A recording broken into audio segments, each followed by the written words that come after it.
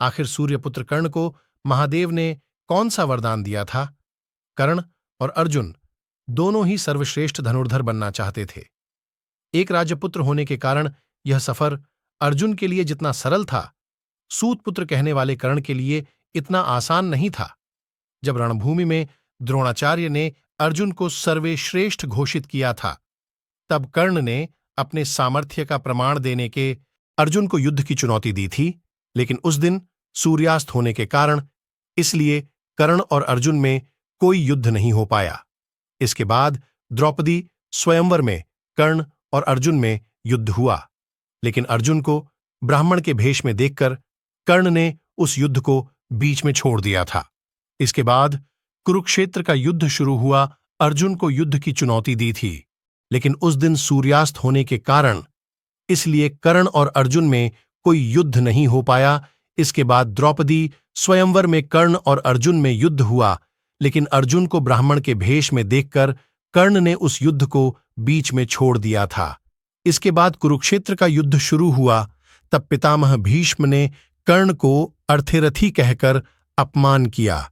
इसलिए भीष्म जब तक युद्ध क्षेत्र में थे, तब तक कर्ण ने युद्ध नहीं किया था।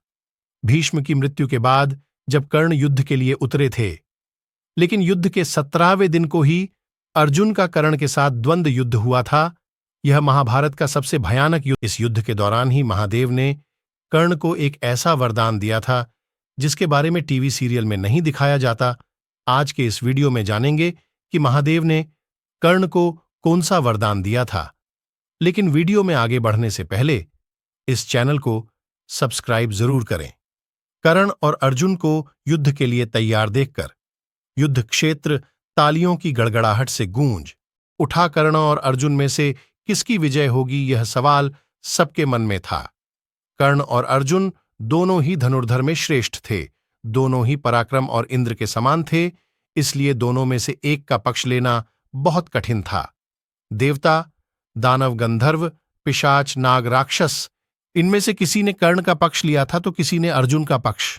आकाश के अधिष्ठात्री देवी कर्ण के पक्ष में खड़ी थी, लेकिन भूदेवी अर्जुन की विजय चाहती थी और वसुमृतकम रूपश्विनी कुमार अग्नि और इंद्र अर्जुन के पक्ष में थे।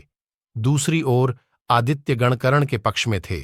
अवश्य सूत्र और सूत्र शंकर जाति के लोग कर्ण का समर्थन कर रहे थे। पहले सारे देवता विचित्र विमानों पर बैठकर कर्ण और अर्जुन के युद्ध को देखने के लिए आए।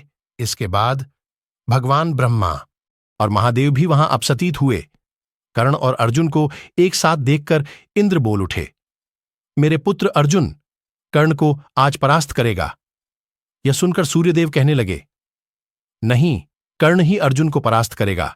इसलिए सूर्यदेव और इंद्रदेव भी विवाद होने लगा। कर्ण और अर्जुन को आमने सामने देख देवता भी भयभीत हो गए थे। इस दौरान देवताओं ने भगवान ब्रह्मा और महादेव से पूछा, भगवान आपके हिसाब से बताएं, कर्ण और अर्जुन में से किसकी विजय होगी? हम चाहते हैं कि दोनों ही विजय हो। तब भगवान ब्रह्मा और महादेव ने कहा, अर्जुन धर्म के पक्ष में है और श्री कृष्ण भी अर्जुन के साथ है। स्वयं श्री कृष्ण जिसके साथ है उसकी विजय कैसे नहीं होगी, इसलिए अर्जुन की विजय निश्चित है। लेकिन कर्ण भी एक श्रेष्ठ वीर्य है, वह हमेशा धर्म का पालन करते आए हैं। अपने मित्र धर्म का पालन करते हुए वह कौरवों का यानी कि अधर्म का साथ दे रहा है, इसलिए कर्ण का पराजय निश्चित है। लेकिन मैं आशीर्वाद देता हूं, सुरवीर कर्ण जरूर श्रेष्ठ लोक प्राप्त करेगा। मृत्यु के बाद उसकी स्वर्ग प्राप्ति होगी, लेकिन विजय सिर्फ श्री कृष्ण और अर्जुन की ही होगी।